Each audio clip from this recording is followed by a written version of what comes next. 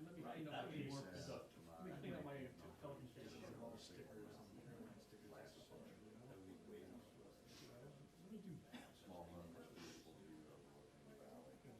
Give me a day where take a camera and then air gun.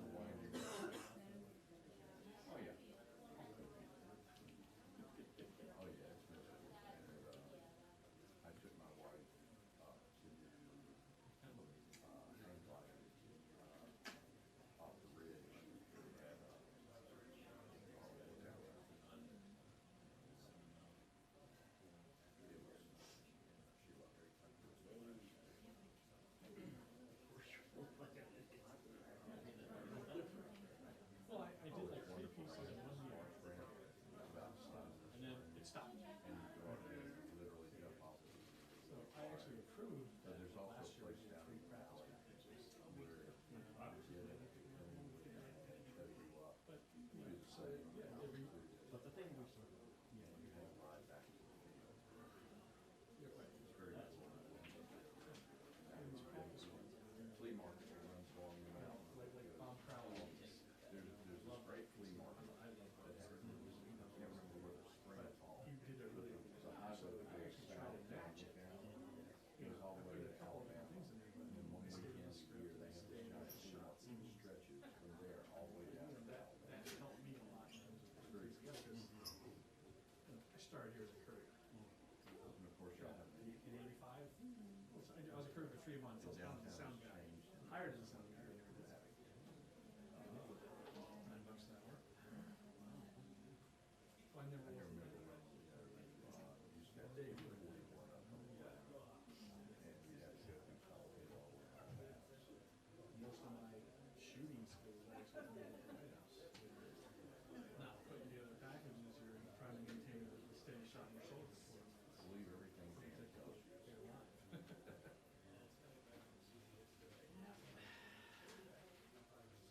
And so yeah, these things, I mean, you know, this past year, this is when I discovered using motion in Premiere Lab and Zoom, you know, do all that stuff. Mike is one of the best teachers. We're having fun.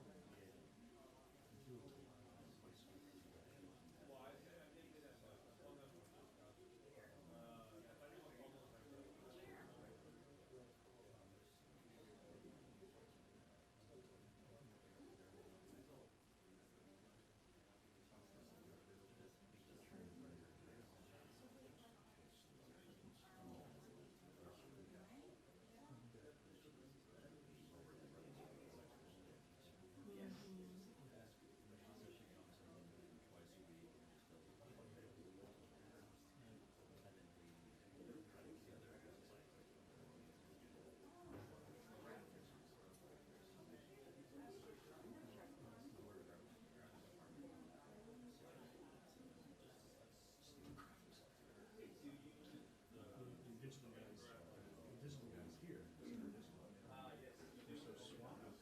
You know, they can give us Jay Tapper. He's got fact check.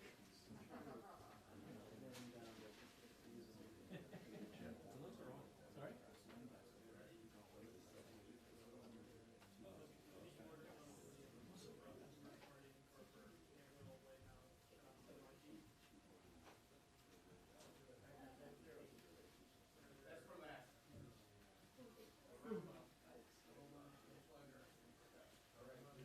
Can't hear them already, heads up.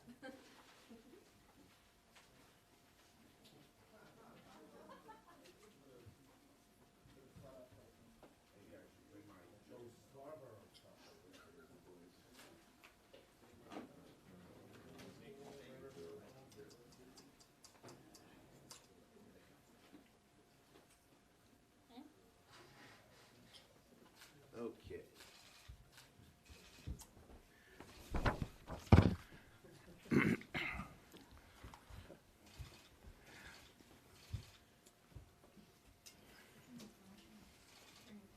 Where's Ben? Oh, right here.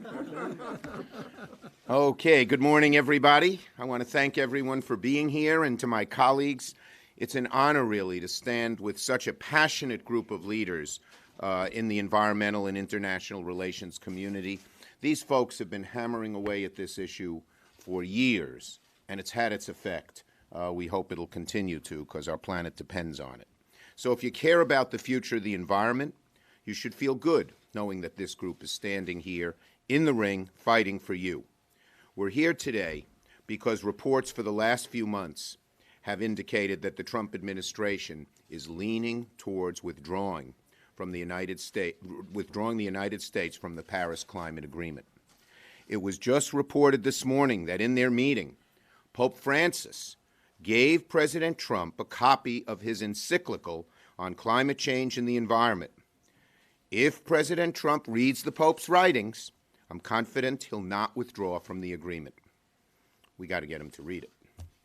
This agreement was a great step forward made by President Obama to get the entire world community to work in a coordinated and concerted effort to reduce carbon pollution. All of that would be undone in one fell swoop. Thankfully, President Trump has delayed making a final decision until after this weekend's G7 meeting in Sicily, which is why 40 Senate Democrats are sending a letter to President Trump today demanding that the United States remain a party to the Paris Agreement. Withdrawing from the Paris Climate Agreement would be a historic misstep that would massively disadvantage both America's businesses and diplomats and our environment. It would damage our standing on the world stage and allow China to take the moral high ground and the economic upper hand in combating climate change. And most importantly, it would do huge harm to the future of our planet. Imagine that. Donald Trump, who campaigned repeatedly that China was eating our lunch and taking our jobs, is willing to cede both economic and moral ground to China. And for what? To appease the Koch brothers? All at the expense of middle-class Americans. There's a giant difference between putting America first and making America an international pariah. The latter approach only undermines our power and erodes our standing in the world.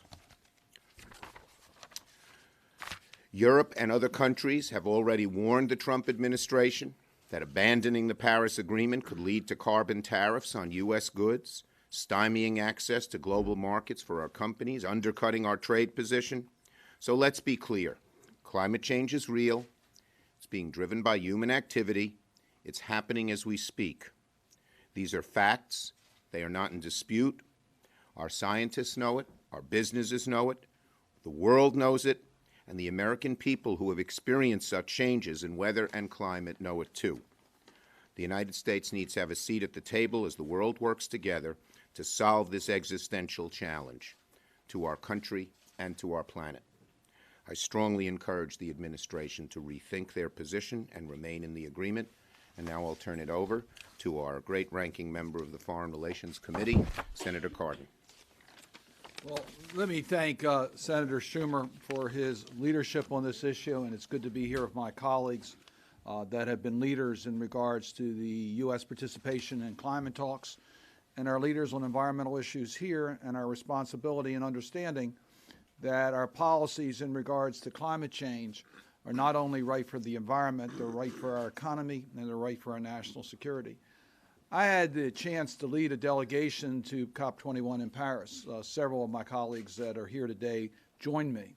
10 members of the United States Senate went to Paris in order to underscore the importance of the work being done in regards to climate change. We were there for a very short period of time because we had to fly in and out over the weekend, and we were able to make an important contribution. What we heard there is that the U.S. leadership was instrumental. And we saw firsthand that when the United States leads, the world takes notice. And due to the work done by the Obama administration, the work that was done by many of us in the United States Congress, we were able to get the international community to come together in a very important international commitment to deal with the realities of climate change, one of the greatest risks to our national security and to global security. We recognize that. As Senator Schumer said, We're now confronted with the Trump administration that is considering whether the United States should withdraw from that international agreement. It was virtually every country in the world that joined together in COP21. If the United States were to pull out, we would be joining Syria and Nicaragua. That's not a pleasant company for us to be in regards to this issue. We would really seriously compromise America's global leadership and credibility if we were to pull out of the climate COP21 accords. It's also about America's responsibility. Senator Schumer pointed out that the science is clear. We know that human conduct is affecting climate in our world. We know that we all have responsibilities to deal with it. If the United States pulls out, it shows that the major country, United States, is not going to be part of our global effort to deal with a global problem. That's not what America's about. We need to be in the forefront. We can be pretty parochial about it, and each of my colleagues will talk about circumstances in their own state. In my own state of Maryland, I see the consequences of climate change. I represent the people in Smith Island, in the Chesapeake Bay. That's future is questioned today because of rising sea levels and their ability to be able to maintain their homes on Smith Island. I see it in the capital city of Annapolis, where tidal flooding is becoming a routine occurrence in the capital of our state, jeopardizing, by the way, the Naval Academy, which is located in Annapolis. I see it in the quality of Chesapeake Bay as we're trying to deal with seagrasses and protecting juvenile crabs and our crab crop. All that's impacted by climate change. So I can see it personally in my own state as the senator from Maryland, but I also see it globally. If we have migrants that are climate migrants that are affecting stability in countries around the world, we have a responsibility to act. And the president needs to be at the table. America needs to be at the table. It's in our environmental interests. It's in our economic interests. It's in our security interests. If we don't do it, as Senator Schumer pointed out, make no mistake about it, the economic opportunities will be grabbed up by other countries, particularly China, and the political leadership will be taken over by other countries that may be not in our national security interests. So this is in our national security interests as part of our global responsibilities, and it's certainly in our economic interests. And I urge the president to remain at the table and to exercise U.S. leadership on this very important global issue. One of our leaders on this is the ranking Democrat in the Environment and Public Works Committee, my neighbor from Delaware, Tom Carper. Thank you, Ben. Thanks, Ben. Ben and I are neighbors. We share the Delmarva Peninsula with a little piece of Virginia. And just as he's mentioned some of the ways that they see every day in real time the effects of climate change and sea level rise in Maryland, we see that in Delaware. Delaware has no mountains. We are the lowest lying state in America. Lowest lying state in America. We see every day the vestiges of what is happening from one end of our state to the other. One of our major north-south roads is called Route 9. Starts in Newcastle, in the northern part of our state, the original capital of Delaware, and it goes down just past the Dover Air Force Base. And it used to be like maybe during a hurricane or a nor'easter that we'd get water on State Route 9. Now we're talking about closing big portions of State Route 9, just closing it. This is real. I like to say that in adversity lies opportunity, and we have opportunity in the face of this adversity. And I was talking with folks at a big poultry processing company today, Alan Harem, and they've decided to dedicate and spend a lot of money on solar panels. And they have done this. They want to do it to help pay for the electrical costs of running their plant, and it will. And they think it's also a good thing for the economy. Those solar panels are being built in this country, and they're being deployed by Americans and be maintained by Americans. They're part of a workforce of over 3 million people. Over 3 million people who are working today to provide clean energy and sustainable energy. 3 million people. 70,000 more jobs added just last year alone. How many jobs in the coal mining industry? I'm a native of West Virginia. My dad used to be a coal miner early in his life after he got out of high school before going off to World War II. And this year in the coal mining industry, about 75,000 people work. 70,000 new jobs last year alone in sustainable energy and in clean energy. There's a great economic opportunity in the midst of all this adversity. No one sees it better than the Chinese. I was there last year. We just met with Max Baucus and some others, Madeleine Albright, and we talked about what they're doing in China. They're prepared to eat our lunch. They're prepared to eat our lunch because And they've decided to go all in on clean energy, on sustainable energy. They realize this is a real threat, but also a real opportunity. Last thing I'll say is this. You may have every now and then received full-page newspaper ads to people like us, people like presidents or governors or mayors, full-page ads. And in 2009, there was a full-page ad that included a businessman named Donald Trump calling on a new president, Barack Obama, to provide leadership with respect to the fight against climate change and global warming. 2009, Donald Trump helped lead the charge. Today, Donald Trump is a recipient of similar kinds of full-page ads encouraging him to do the right thing. And not just the right thing in terms of our health and our planet and so forth, but the right thing in terms of our economy and the ability to create jobs. One of the most important things that we do as in government is to create a nurturing environment for job creation, job preservation. In adversity lies opportunity. Great opportunity here. We need to seize the day.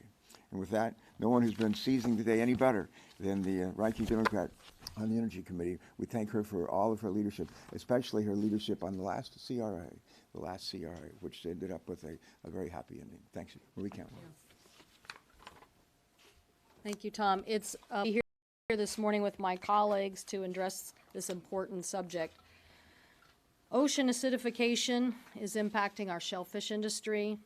Warmer climates are leading to disastrous fire seasons that are costing our nation billions of dollars, and rising sea levels are forcing us to move communities out of harm's way. So, as my colleagues have said, climate is not just a threat, it is also an opportunity, one for innovation of clean energy technologies that are revolutionary. So much. I do agree with Sheldon, the ocean state, the bay state, but Brian has the ocean state. And we're here today to talk about the most important economic, environmental, national security, and moral issue of our time. Because there is no other issue that has the potential catastrophic consequences for our planet, for every citizen of the planet, more than this issue of climate change. And all of these climate champions, Senator Schumer, Cardin, Carper, Cantwell, Whitehouse, Schatz, and people all across the country, they want us to work on this issue. Unfortunately, Donald Trump is getting his information from the Koch brothers on the science of climate change. And that science is as bogus as a degree from Trump University. There is absolutely no scientific basis for the positions which he has been taking. And in just a few days, on Monday, we will celebrate the 100th anniversary of President John F. Kennedy's birth. In 1961, as we confronted the Soviet Union for supremacy in the space race, President Kennedy called on the United States to respond to that great challenge. And we did. Fast forward nearly 60 years later. How is President Donald Trump dealing with the generational challenge of our time, climate change? He is conceding defeat. His budget tries to erase climate change work throughout the government. He says we don't need to support clean energy solutions. But all around the globe, renewable energy is beating out fossil fuels. In a recent auction in India, solar power sold at a price that was 24% less than the average price for electricity from coal. That price for solar in India was 50% less than what it had been just 1 year ago. In Mexico, solar power recently sold for 2.7 cents a kilowatt hour. But instead of supporting U.S. leadership in the global race for clean energy jobs and investment, President Trump is turning the United States from a leader into the laggard. As a result, China and India are stepping up. India is now expecting to obtain 40% of its electricity from non-fossil fuel sources by 2022, 8 years ahead of schedule. And China's carbon emissions appear to be peaking way ahead of schedule. The global commitment to addressing global warming is well underway. We were the leader. We will, under Donald Trump, become the follower. In 1961, we had the president challenging American industry to respond to the challenge of the space race. Today, it is American companies challenging our president. Companies from Apple to GE to National Grid to Microsoft are calling on President Trump to keep the United States in the Paris Climate Agreement. It is the Kennedy era turned upside down. It is JFK in reverse. President Trump says we can't meet this challenge, but the private sector says we can. It is downright un-American for a president to abdicate American leadership to the great challenges facing our planet. By creating the clean energy technologies here at home and then deploying them around the globe, we can have job creation here that is good for all of creation. But if we don't respond, we will lose the mantle of global leadership. We are at a crossroads in our planet's history. The world has come together in support of the Paris Climate Agreement. President Trump can continue America's climate leadership, or history will judge him as failing to meet this generation's great planetary challenge. Pope Francis, as Senator Schumer said, gave a book to President Trump when he was visiting with him in the Vatican. He actually gave him 3 books. One was on the Gospels, one was on families, and the third was the Pope's encyclical on care for our common home, Laudato Si. The Pope taught high school chemistry. The Pope said quite clearly, number 1, the planet is dangerously warming. The science is clear. 2, human beings are the principal cause of that warming. The science is clear. And the United States has the moral leadership to be the global leader, since most of the CO2 historically has been red, white, and blue. And what the president has to understand is it is the moral issue of our time, and he has a responsibility to discharge that challenge for all of Americans. Yes.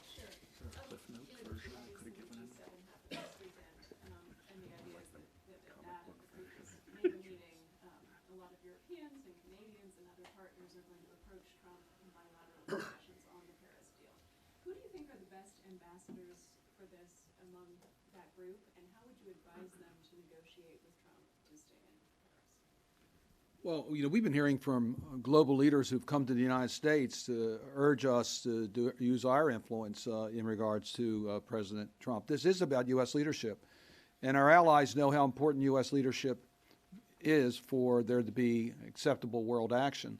So first and foremost, it's our strategic partners and our allies around the world that we have a close common interest are the ones that I will hope have the most impact on President Trump. I think countries like China and Russia realize that if the United States were to leave, there's going to be opportunities for them. So I think they understand the importance of this issue and the importance of the United States' engagement on this issue, but they also see that if the United States backs off, there's a void that gives them opportunity economically and politically. So I think our best allies are going to be our closest allies that recognize that for effective global action to take place, the United States must be in the leadership. Let me just add to that. We're being visited on Capitol Hill probably every day, several times every day, by people from around the country who are concerned about health care, what's going to happen to the Affordable Care Act, what's going to happen to the funding for EPA and other science research. I had yesterday some folks from the thoracic medicine world, and they probably visited your offices as well. And I said to them at the end, I said, it's all great they're there, they're talking about the Affordable Care Act. I said, it's wonderful that you're here, happy to hear from you. Our whole delegation is with you. You are preaching to the choir. But there are other folks who practice medicine in other states where they have Republican senators, Republican representatives, and you got to make sure that people like you are going and talking to them. The most effective lobbyists I've ever had, to your question, the most effective lobbyists that ever come into 513 Hart are people from Delaware, people that I know, people I've been in a foxhole with, that have, I have confidence in them, they have confidence in me. I have no idea who on the world stage is going to be able to convince Donald Trump to do this correctly. But if there's somebody out there that can say, if you really care about America First policy, for America to be first, you're going the wrong way, buddy. And if you want us to be first, turn around and go the other way. Go right back to that we're showing that. Just go right back to 2009. You had it right the first time. You had it right the first time. You don't have to change the script. Thank you. Thank you all very much. Thank you all.